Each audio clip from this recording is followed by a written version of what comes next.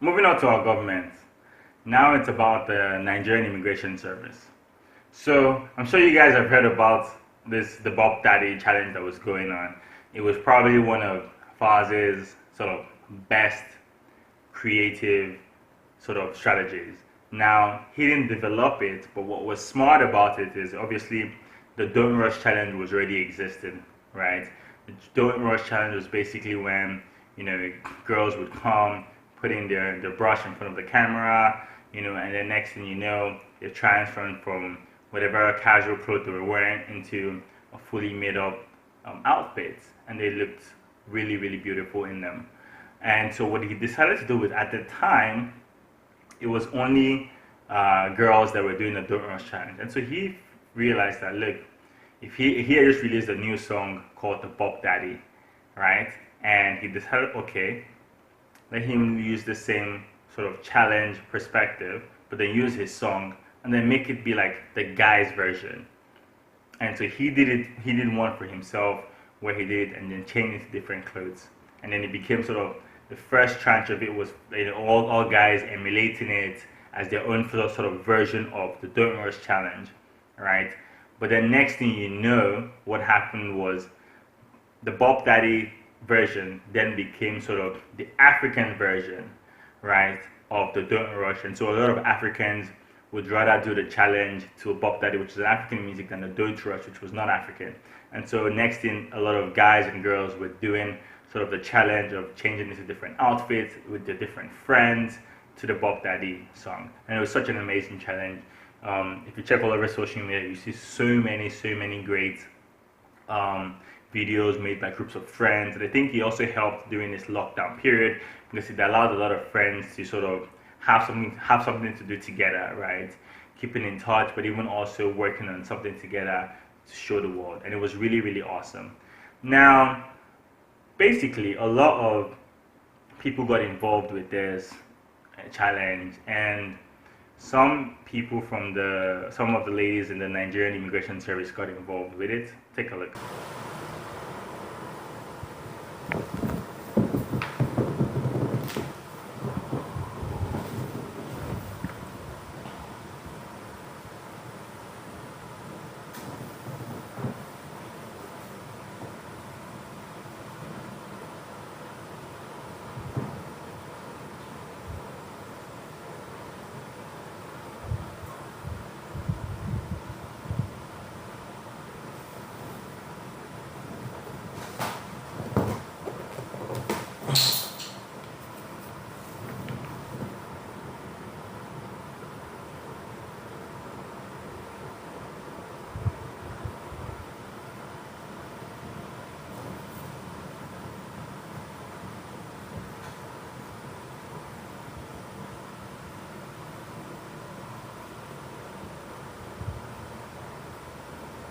As you see in the video, the ladies look superb, beautiful, and I really give them a round of applause as well.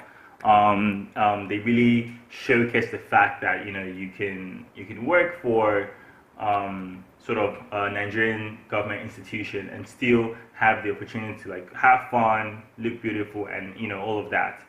Now, unfortunately, the Nigerian government didn't respond to this very lightly.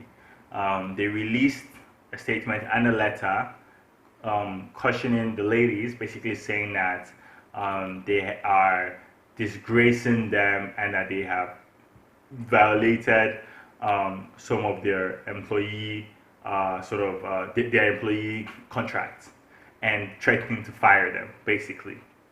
Now, what I would say to the Nigerian Immigration Service, really though, you are threatening to fire ladies that have decided to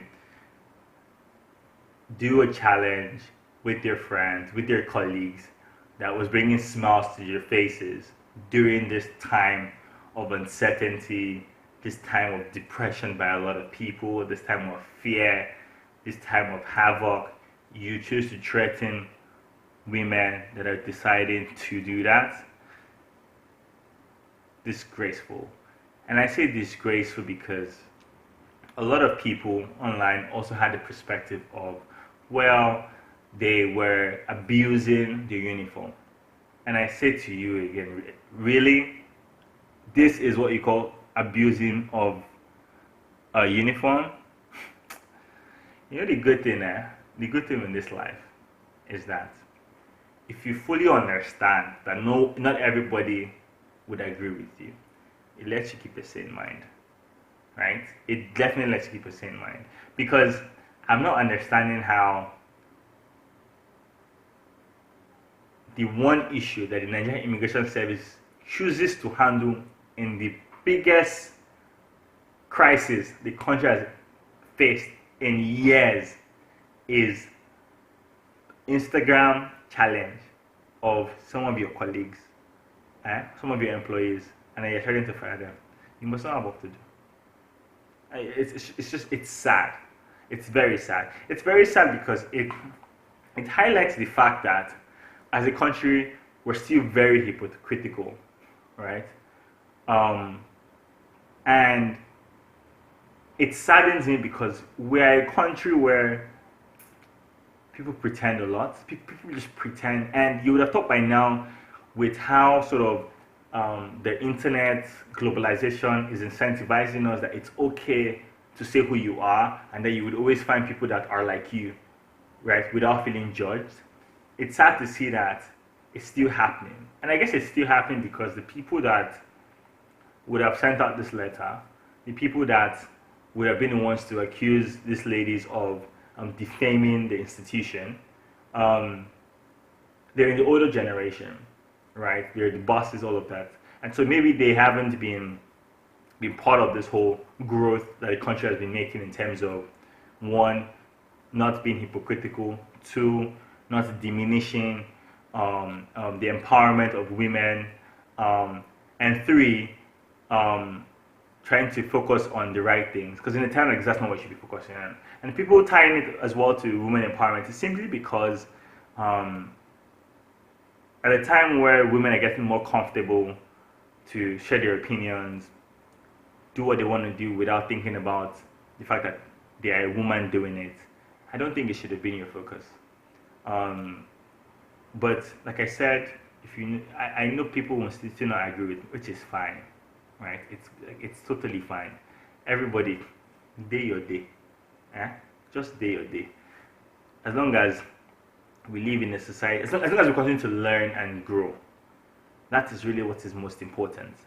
The challenge ended up being a success. You know, the BOP Daddy song ended up being good. The video eventually came out, and I want to give these ladies and every other lady that did that challenge another round of applause, because I thought it was marvelous. I think every lady that did it, whether you were black, brown, or white, everyone looked beautiful. Even to my guys that did it as well, everyone looked sharp in it. You know, it was a way for people to sort of, and it was at the beginning of the lockdown, especially in Nigeria. So it created an avenue for people to smile, be active, relate with their friends, and just put a smile on people's faces.